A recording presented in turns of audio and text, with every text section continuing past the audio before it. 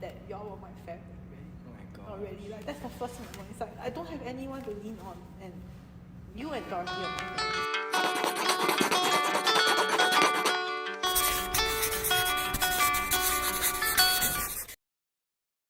The following may contain references to anxiety, depression, self-harm, and other struggles.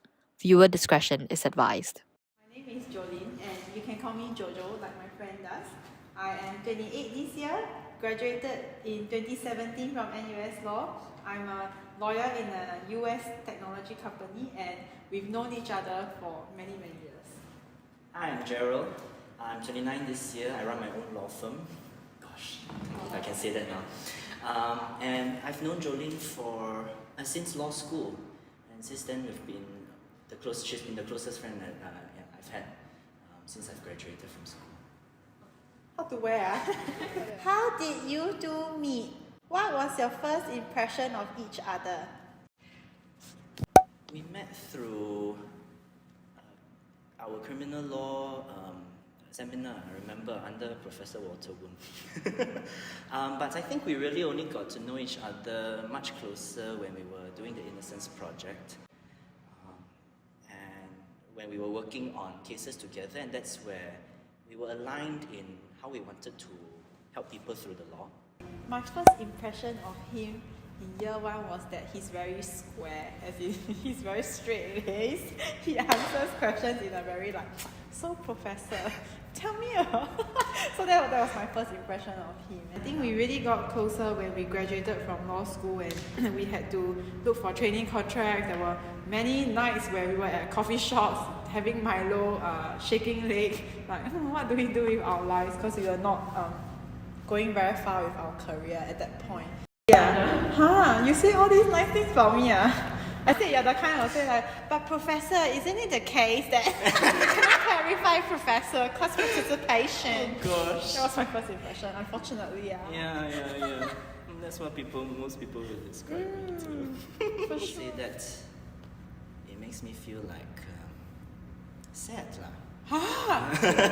because it shows that I think to people whom I don't know, I try to put up a front,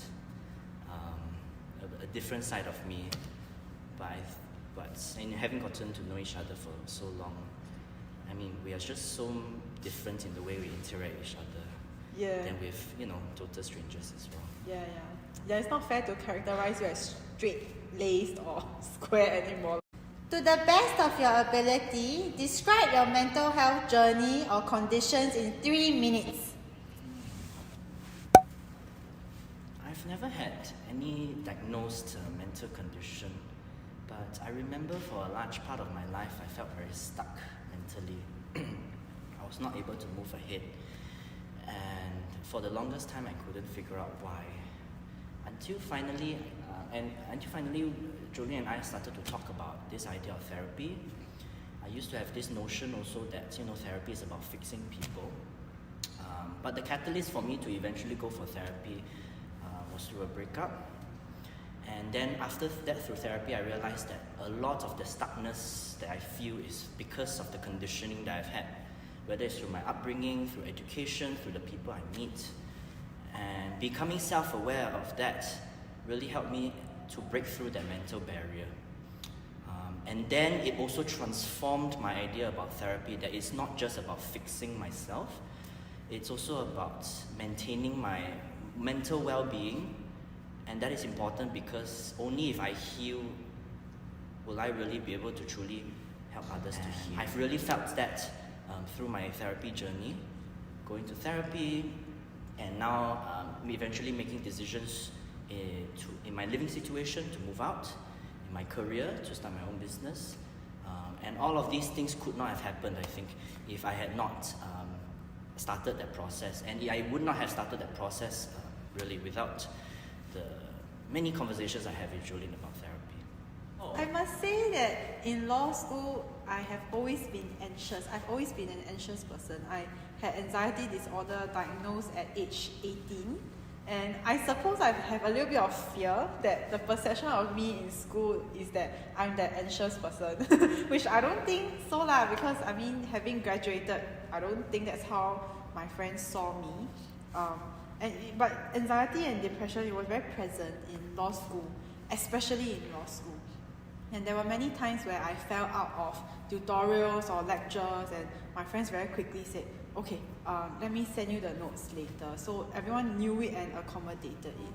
Having gone to psychotherapy, I actually wouldn't consider myself as someone with anxiety disorder anymore, because I don't experience anxiety or panic attacks anymore. Like, I cannot remember what it was like being in law school and having up to 7 panic attacks a day. That really does a number on a person, and you feel like, what's the point of living? Is that how my life is going to always be like? But it's no longer the case. So I don't see myself as anxious anymore, but I still kind of I still am very supportive of people who have mental health issues. I think I talked about how I've always been an anxious person, especially in law school, and I kind of had a little bit of fear that's the perception of me, the anxious person, because I always leave lectures, tutorial halfway, then people give me notes, which is really sweet and many times friends would walk me down or hold my hand, say it's okay or whatever.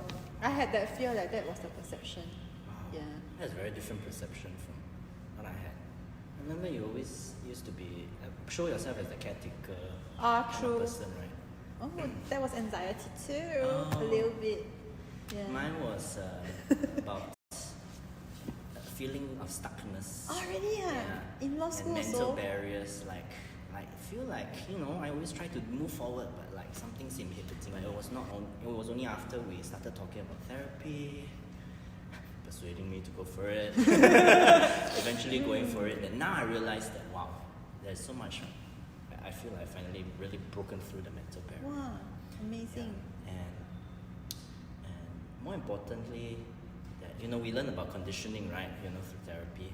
I remember one also part of our journey is that it also helped me to trust my instincts a lot more, and that can only come about with unconditioning, like peeling back whatever we have learned habitually as we grow up, and really trust the gut, trust how we really feel inside, and that can really only be done if we become self-aware of this conditioning in the first place. And I was sharing that you helped me through that. When was the first time you opened up to each other? Describe that moment. I guess maybe it's really the breakup that I had. I had quite in my previous relationship, it was about 6 years. I've always thought it was quite smooth sailing. We were really happy. We had a PTO planned. We even got engaged. So it felt like nothing was wrong. It felt like everything was hunky-dory. But it was only after, I think, sharing with Jolin, that she is the one who pointed out that there are some alarm bells to that smoothness, to that smooth sailing kind of relationship, because implicit in that is there was a lack of vulnerability with each other. There were certain things, for example, I felt like I couldn't share with my ex, that, say for example, I could share with closer friends like Jolin. Whereas for her relationship is such that she is so vulnerable that she could also share, her own, very honestly with her own partner. And so that was nice, but that was, I think, the first time where I really opened up, and it opened up to my eyes about what relationships really ought to be about. And that again gave me another breakthrough, and it just made me wonder, then what kind of relationships that I had. I mean, whatever's done's done, but it also helped me moving forward to figure out what kind of relationship that I would want to have, in the future. Whether it's, and not just romantically, just even with friendships, even with the people whom I hang out with. To be authentic, to be vulnerable with each other, to be honest, to not have to put up a front with each other.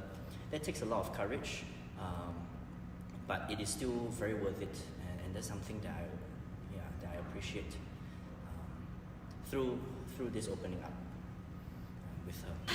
I suppose, right, I cannot really pinpoint a moment where I was first vulnerable or open up to him, because I was vulnerable all the time at that point in law school. But opening up, regardless, has never been something that was difficult for me. So if someone asked me how I felt, I would be honest. I wouldn't say, oh, things are fine, nothing's wrong. I would just say, I'm very anxious at the moment there. And then I think that's why it was, that's kind of how I got through law school. Maybe not the best way or my life. I think the first time that we were vulnerable with each other, I remember was at Boat Key, I think a Korean or Japanese restaurant, and he confided in me about his relationship, is what I thought. And I could see then why he was square like I described it. Actually, he really has that want and that desire to take care of people around him. Maybe because of the conditioning in his family, it was very important for him that he was the rock, that he remained unfallible, he remained emotionless in some ways, right? Because I need to put myself aside to take care of other people. And I think that was why that's why I would mark it as our first moment of true vulnerability, where I really met Jaryl, because otherwise it was always me word vomiting and sharing myself, but then I never really got anything back about him, even though he was always here for me. So that's the first time that we really opened up to each other. 姐姐 told them that it was your relationship, because I've always been... It was my response too. Oh, really? My relationship. Oh, because I said I've always been a Malayan, you know. I'm always open and vulnerable, maybe a little bit too much, like oversharing kind, but still with the right friends, I open up very easily. But when I felt like it was your relationship where I felt like I really met you and we were vulnerable with each other. Not that you weren't there for me, you were always there for me. It's just I met you when I saw you. And I said it's Boat Key, that Korean Japanese restaurant. Remember your birthday? Korean Japanese, yes. It was exactly that day. No, well, not that day. I mean, opening up, right? It was. I mean, may not. I don't know whether it's the first time, but it's definitely one of the more poignant times. We met each other. Yes. Saw each other. No longer square. No, I didn't say that. That helped me understand why you were square. Like you were very concerned with taking care of everybody around you, keeping the ship afloat at the expense of yourself, maybe. And what we talked about a lot, right? That no, you need to let your ex need you. Remember? Like you're not giving your ex an opportunity to need you, to help you. So your ex is always feeling like maybe how come he doesn't need me, or how come I'm always the one in crisis, and how come there's not that going back around. Yeah. So I actually saw that my relationship with you as a friend, right? The way that you were blocking off to me was the same way you were blocking off to your ex. That was what? Yeah. I forgot I had needs. Yeah. It was hard to express. It was hard to express, hard to uncover, and hard to acknowledge. Yeah. How has being in the legal industry affected your mental health? Affected my mental health. I mean, it hasn't affected me personally. What has affected me is how the industry has affected so many of our peers. We always see so many of our friends just like toiling at 2 a.m, thinking that working till 10 p.m, 12 a.m is normal, and being willing to tolerate toxic bosses, toxic management, and that is very sad. Very quickly showed me, even before finding my first job, that there must be a better way to be able to have a sustainable legal practice without feeling burnt out, without sacrificing my mental health. And so I've been very fortunate, you know, to see other people's experiences, because they help navigate my own, and to find, you know, my first job where I really had, I feel excellent work-life balance, excellent mentor, and excellent working relationships. And now eventually even having the courage to start my own practice for my well-being. I must say that the legal industry or legal career, the first 2 years are extremely difficult, and it was when the mental health issues really popped up, because when you go out to work in the world, there are so many triggers everywhere. So I would say it's not really the fault of the legal industry per se. I think I'll probably get that in any other industry when I go out to work. it was when all the triggers came out. But it is true, there are some facets that are unique to the legal industry where you're competing with what it means to be an overachiever or someone with imposter syndrome, or all your friends are going to Big Four, they are all international law firms, they are earning a lot of money. So in that sense, you have to manage your own internal triggers. At the same time, you have to think about society's expectations. I'm already here. What is the sunk cost? There are so many things to take care of that mental health, it's really underrated. I would say in the legal industry, we have a lot of brilliant, intelligent people who are able to kind of push that down and go on and on and on. They charge on and on and on. They started way before their legal career, right? In law school, in secondary school, in primary school, overachievers their entire life. So I was one of them. You were one of them. We are all kind of in the same boat. So it's inevitable that being in a legal career kind of unearthed that, especially in the first 2 years. I heard through the gaps of the music, friends going to Big Four. I was like, yeah. I said the first 2 years were really, really difficult. For any young lawyer, extremely difficult because you must manage your own triggers. You first go out to the world, there are financial concerns, there are people yelling at you, there are people telling you are not doing the right thing, you are making mistakes, which as an overachieving student, you've never heard that before, or at least not to the extent that it would cost you your livelihood. And there's so much pressure on a young person to take care of that. So what misconceptions about mental health did you have that you have since unlearned? I think the most poignant lesson that I've learned actually is that while mental health is our responsibility, it does not necessarily mean that we hold all the power to be able to maintain our mental health. And sometimes it really isn't shameful to seek help when needed, whether it's seeking someone close to you or even to seek professional help, in the form of therapy. Because I remember that, and one of the things that, I think that, okay, so I am self-aware about some of these mental triggers that I have. Maybe I could do something about it without having to pay money to go to therapy. But having gone through that process, to work with someone professional on the conditioning, the type of upbringing that I had that led to the kind of triggers that I'm faced today, I don't think that would be possible if I were to do it alone. And that's why there was always that stuckness. I always feel like, I think I can do it, I think I can do it, but it's very different to have someone. It doesn't even have to be a professional. Just having a good friend like yourself to sit there and to listen, to empathize, that already helps to surface some of these triggers, to learn about these conditions. The things I really learned about misconceptions about mental health, that I learned that you don't have to do this alone. Unfortunately, the kind of education that we've received, as we grow up, is that we are very hyper individualistic, especially us who have been legally educated or legally trained. So we must do things alone. We must have the A star in mental health. But I've begun to learn that it's not shameful. In fact, it's necessary, I think, to be able to seek support and help in order to maintain mental well-being for ourselves. I unlearned two things. Number one, that mental health issues are forever or incurable. That's absolutely not true. Absolutely untrue. That's one. Then the second thing is that that it's self-inflicted or to some extent caused by their own person because I'm an overthinker or whatever. I realized that we are all a product of our early circumstances and our general circumstances. So I always take note now to say, okay, it is never someone's fault that they have mental health issues, but it's still their responsibility to want better for themselves. The misconception I had is you can resolve your mental health issues just by yourself. Wow, that's true. Along the way, I've realized that actually it's important to seek support. In fact, it's necessary. You need people.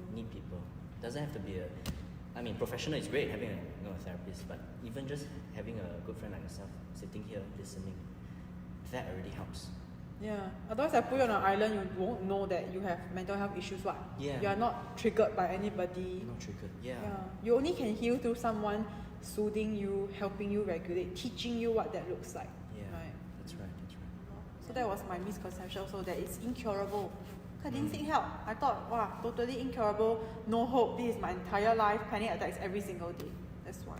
Second thing is that I always thought it was self-inflicted. I'm the overthinker, I cause anxiety on myself, I take up all these things, I have expectations to get all A's, to be in the big four or whatever. I thought it was self-inflicted, but I've since realized that we are a product of our circumstances, and it is never our fault that we had issues, but it's our responsibility to want better for ourselves.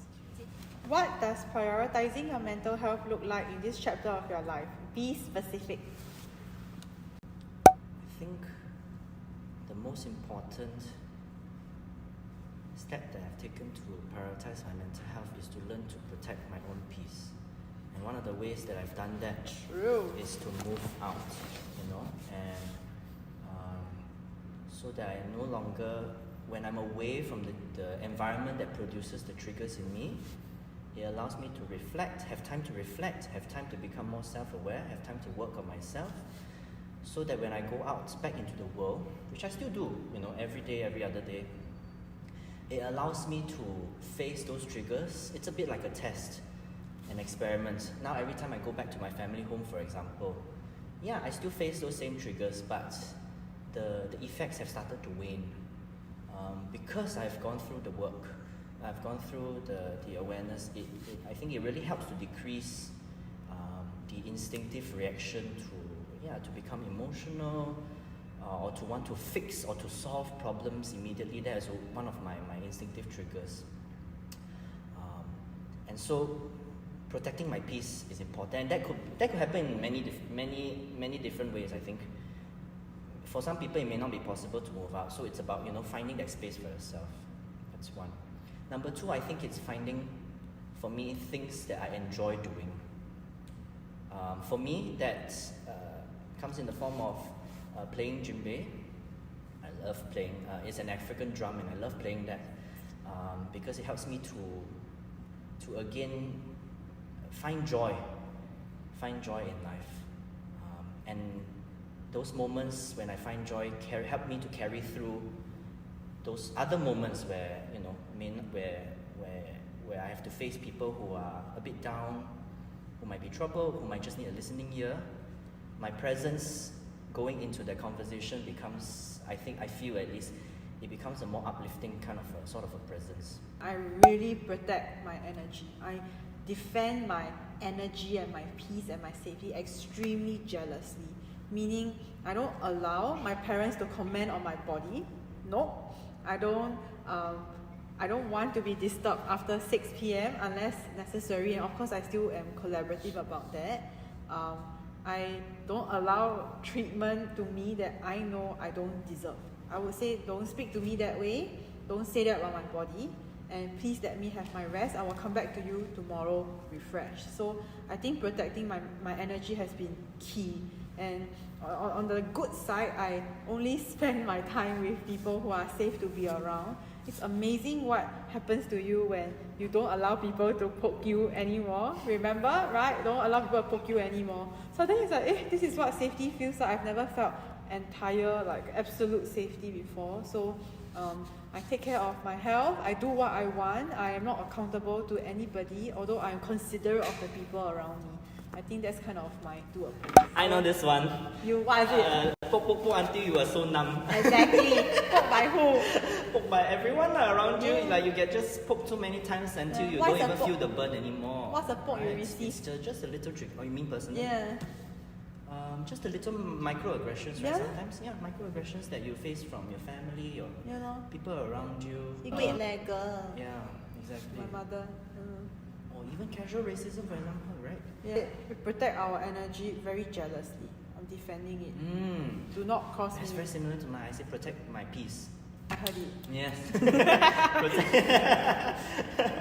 protect your energy, yes. And jealously, I love that. Jealously. We have to be, it's not being selfish, I think. It's about, absolutely not. even if people don't say that about us, we always judge ourselves inside. And until we find out where our self-judgments come from, realizing that it's actually, again, a product of our conditioning, it's going to be very hard to overcome that and then be of service to others. What is your most toxic trait that you can admit to?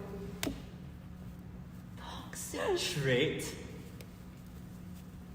Really less so than before, but I think it's the idea of being judgmental. Others or to myself. Yeah. And again, I realized that a lot of and it comes in the form again, I don't think it's like overt, sometimes it's covert, it's like, again, microaggressions, the idea of being bitchy, it's also actually, micro judgments about others and myself as well. Yeah, so I think that's one. And I think the second one is maybe hyper-individualism, and that sometimes, for me, when taken into extreme, it becomes a case where I actively refuse help. I feel like I'm my own island and I have to strive against the world. Like the world is a scary place and I'm just here on my own. I think my toxic trait right now is being way too judgmental, critical, or making sure that the barrier to entry to my life is like way too high. I think that's it. Your toxic trait is giving second chances or seeing yourself Giving way too much to others. Seeing yourself as more judgmental than you really are.